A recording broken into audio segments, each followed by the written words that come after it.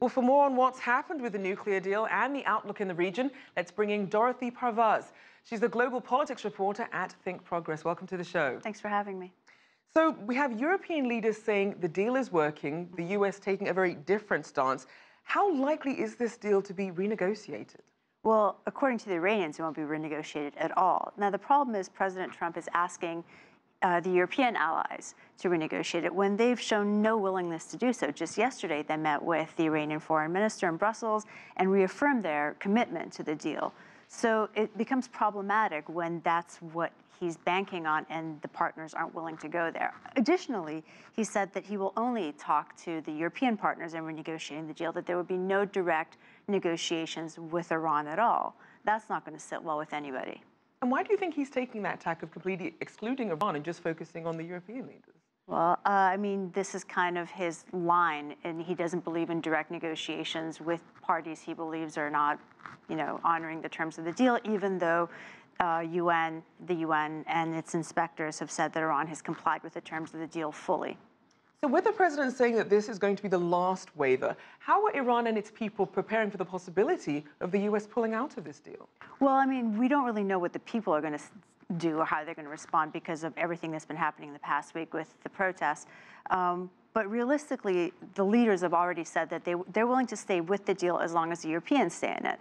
Now, this becomes problematic because then that would put the Europeans in the position of violating U.S. sanctions. So will the U.S. then sanction its allies in Europe in order to prevent them from trying to continue their investments in Iran? So then what would the next steps look like right now if the U.S. were to pull out?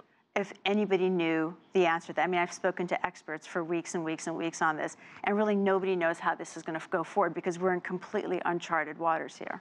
So given that these are uncharted waters, what is this doing to the Iranian economy? How do you think that might play out there? Well, it's not, at this point, it's too soon to tell. But to say that the JCPOA has had no positive impact yet on the Iranian economy might be a bit of an overstatement because Iran's economy has improved a little bit in the past couple of years. The inflation rate has gone down. And while joblessness is up, unemployment is up, the austerity measures, as well as the JCPOA, have had some positive effect.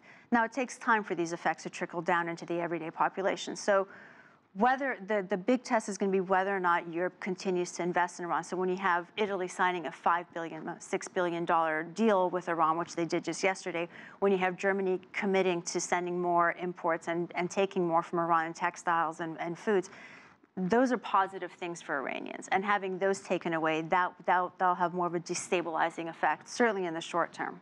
Now, outside of the nuclear agreement, we saw that President Trump now has added additional sanctions on individuals and organizations. What's your take on that and the reasoning behind it? Well, it must be Friday.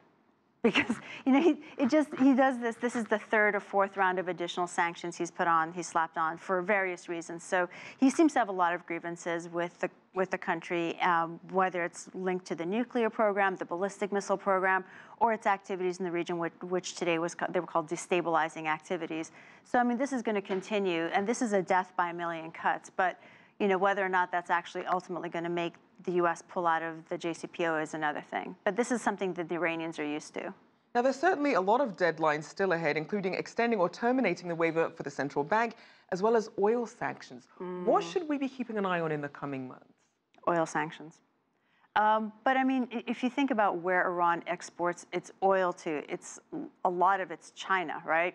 So how the Chinese respond to this will be interesting, given especially that President Trump specifically today excluded them from any renegotiation of these talks, of this deal. So then how optimistic should we be at this point as to how things are going to proceed? The U.S. apparently, if everyone is saying that everyone else doesn't want to renegotiate, you have the U.S. saying if they don't renegotiate, they'll pull out. Is there any optimism to be had at this point? Well, your optimism should lie, it depends on what you want. If you're siding with the Trump administration, you can be somewhat optimistic that he might pull out of the deal. If you're siding with the Iranian government, maybe less optimistic in the short term, certainly. All right. Thank you so much for your insights. Dorothy Parvaz there of ThinkProgress.